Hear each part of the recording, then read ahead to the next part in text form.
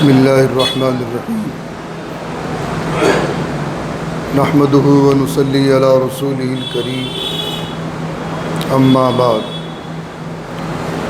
اللہم طہر قلبی من النفاق وعملی من الریاء ولسانی من الکذب وعینی من الخیانة فإنك تعلم خائنة الأعين وما تخفي الصدور۔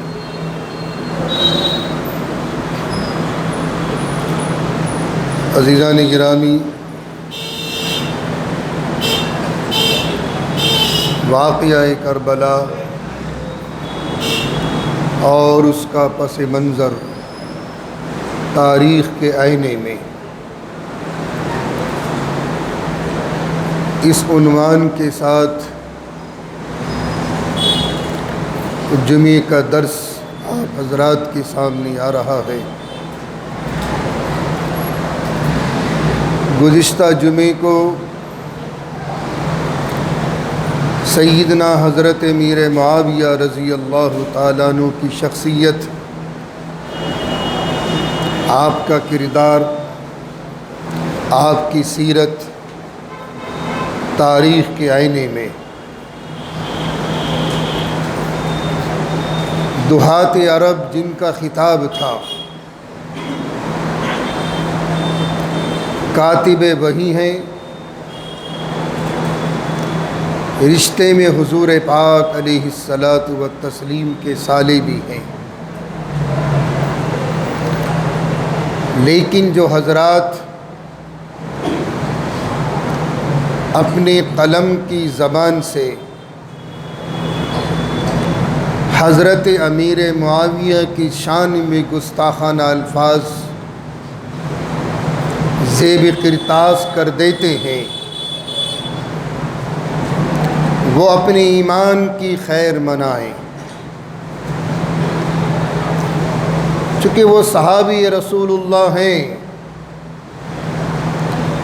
اور تمام صحابہ سے اللہ راضی ہے، گارنٹی ان کے پاس ہے۔ تمہارے پاس کیا ثبوت ہے کہ اللہ میاں تم سے راضی ہے؟ ان کے پاس ثبوت موجود ہے، قرآن شاہد، حدیث شاہد، اور اس سے بڑا ثبوت دنیا کے تختے پر نہیں مل سکتا صحابہ کرام کے بارے میں۔ اعلیٰ درجے کے صحابی ہوں، اوسط درجے کے صحابی ہوں، ادنا سے ادنا درجے کا صحابی ہو، اللہ سب سے راضی ہے۔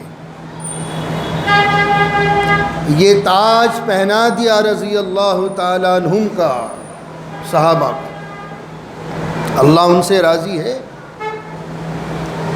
تو حضرت امیر معاویہ کی شخصیت کو جو مجروح کیا ہے، وہ اپنے ایمان کی خیر منائیں۔ بہرحال ان کا کردار ہے، اور 20 سالہ حکومت جو پرسکون کی حکومت ہے،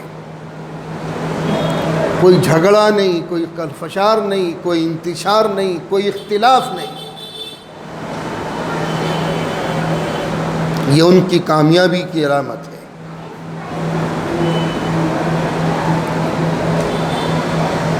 آج جس عنوان پر مجھے گفتگو کرنی ہے، کوفیوں کی تلون مزاجی، ریشہ دوانیہ اور ان کا بے سرا پن، کوفیوں کا۔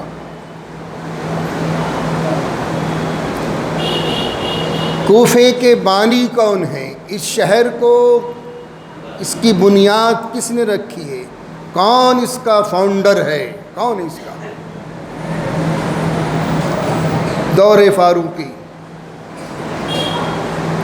حضرت سیدنا سعد بن ابی وقاص رضی اللہ تعالیٰ عنہ،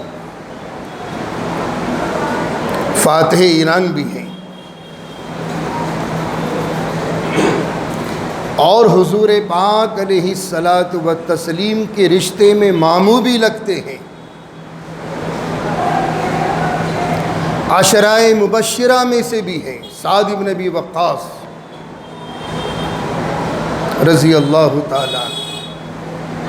انہوں نے اس شہر کی بنیاد رکھی کوفے کی دور فاروقی میں۔ اس کی وجوہات کیا تھیں؟ اصل میں مختلف عرب کے جو قبائل مجاہدین تھے ان کو بسانے کے لیے اس شہر کا قیام وجود میں آیا کوفے کا، اور یہ پورا کوفہ یہ چھاونی بن گئی، آرمی سینٹر، چھاونی بنا دیا اس کو تمام مجاہدین کے لیے۔ اب ان کے مزاجوں میں کوفیوں کے اتنا بے سرا پن تھا، ان کی ریشہ دوانیاں، ان کا تلون مزاجی کسی حاکم کو ٹکنے نہیں دیتے تھے، یہ ان کا مزاج تھا۔ جو بھی حاکم آیا اپنے تقوی کے اعتبار سے، اپنے علم و فہم کے اعتبار سے، اپنی مردم شناسی کے اعتبار سے ساری کوالٹیز اس کے اندر موجود ہوا کرتی تھیں، لیکن اس کے باوجود کوفیوں کے مزاج میں ایک ٹیڑھا پن تھا، کسی حاکم کو ٹکنے نہیں دیا کرتے تھے۔ جو منصف مزاج حاکم ہوا کرتا تھا، بار بار شکایتیں خلیفہ وقت کے دربار میں، یہاں تک کہ اتنی شکایتیں کرتے تھے جب تک وہ معزول نہ ہو جاتا اس عہدے سے، ان بد نصیبوں کو چین نہیں پڑتی تھی۔ وہ عربی کا مقولہ ہے کوفی لا یوفی، کوفے والوں میں وفا نہیں ہوتی، کوفی لا یوفی۔ ان کی بد مزاجی، ان کی بد کرداریاں، اور یہ دور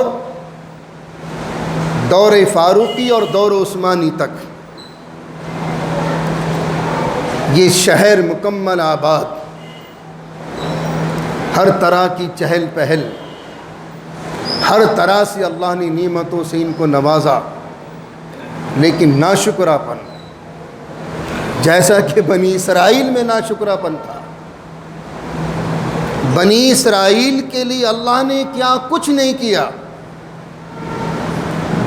منہ سلوہ اتار دیا ان کے لیے، جنت کے کھانے اتار دیے، جنت کے دسترخوان اتار دیے، لیکن اتنی ناشکری قوم نکلی، اسے بھی فیل کر دیا۔ یہ ہمارے مزاج کا کھانا نہیں، ہمیں تو لہسن بھی چاہیے، پیاز بھی چاہیے، اور یہی بھی چاہیے، اور فلاں بھی۔ وہ زبان کے چٹخارے، ساری نعمتوں کو ناشکری کی۔ 40 سال میدان تی میں رہی بنی اسرائیل، 40 سال معنی رکھتے ہیں، لیکن مزاج میں ناشکری تھی۔ پھر اللہ نے ایسا خوار کیا، اس ساری نعمتوں کو چھین لیا، ساری نعمت۔ پھر آپس کا انتشار، اختلاف جو پیدا ہوا اس قوم میں، صلیبی جنگیں تاریخ میں مشہور ہیں۔ یہ تو جہالہ ہماری قوم پر اعتراض کرتے ہیں کہ مسلمانوں میں جہالت زیادہ ہے، نہیں، جہالت اس قوم میں زیادہ ہے۔ مسلمان میں جہالت نہیں ہے، اور آج کی جنریشن الحمدللہ علم میدان میں سب سے آگے ہے۔ IPS بن کر ہماری بچیاں آ رہی ہیں، ڈاکٹر بن کر ہمارے بچے آ رہے ہیں، MBBS کر کے ہمارے بچے آ رہے ہیں، MD کر کے ہمارے بچے آ رہے ہیں، BTech کر کے ہمارے بچے آ رہے ہیں، MBA کر کے ہمارے بچے آ رہے ہیں۔ کون کہہ رہا کہ مسلمانوں میں جہالت ہے؟ جہالت اس قوم میں تھی اور ہے۔ صلیبی جنگ کی تاریخ اٹھا کر دیکھیں، کتنی جہالتیں کوٹ کوٹ کر بھری ہوئی تھی۔ غالباً وہ ماضی کی تاریخ سے واقف نہیں ہیں جو مسلمانوں کے کردار پر انگلیاں اٹھاتے ہیں۔ ہم نے تو اپنے بھارت کو بڑے بڑے نگ دے دیے، بڑے بڑے سائنٹسٹ دیے، ہم نے بڑے بڑے ڈاکٹر دیے، ہم نے، ہماری قوم نے، اور یہ کہتے ہیں جہالت۔ یہ ان کی غلط فہمیاں ہیں۔ الحمدللہ مسلمانوں میں جہالت نہیں ہے، اور خاص کر کے اس صدی میں جس میں ہم جی رہے ہیں، گھٹ گھٹ کر سانس لے رہے ہیں، لیکن بیس عصبیت کی ہے، ہمیں ترقی نہیں ہونے دیتے، تعصب کی بیس ہے۔ ورنہ مسلمانوں میں ایک سے ایک کوالیفائڈ انسان پڑا ہوا ہے الحمدللہ۔ تو صلیبی جنگ کی تاریخیں شاہد ہیں، جہالت ان میں کوٹ کوٹ کر بھری ہوئی تھی۔ اٹھاؤ تاریخیں ان کی۔ بہرحال دور عثمانی کے بعد حضرت سیدنا علی رضی اللہ تعالیٰ عنہ نے خلافت کی باغ ڈور سنبھالی۔ اب دیکھیے حضرت علی کتنے خون کے آنسو روتے ہیں کوفیوں کی بد مزاجی پر، یہاں تک کہ مدینہ طیبہ زادہ اللہ شرفاً و تعظیماً و تکریماً کو چھوڑ کر،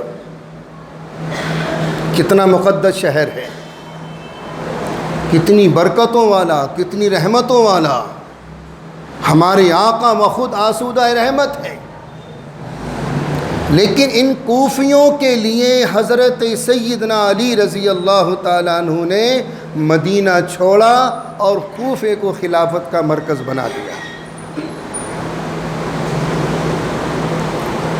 ان کی تلون مزاجی سے تنگ آ کر، ان کی بد کرداریوں سے، بد اخلاقیوں سے، ان کے بے سرے پن سے حضرت کے الفاظ خطبوں کے اندر موجود ہیں۔ باقی زندگی حضرت علی نے کوفے میں رو رو کر گزاری ہے۔ آپ کیا سمجھتے ہیں؟ رو رو کر گزاری ہے، بلانے پر حاضر نہیں ہو رہے ہیں، کسی اچھا کام کا حکم دے رہے ہیں تو کر نہیں رہے ہیں۔ یہ کوفیوں کا مزاج تھا، اور اس مزاج ہی نے واقعہ کربلا کا پیش خیمہ بنا دیا۔ انشاءاللہ باقی تفصیل آئندہ جمعے کو آئے گی۔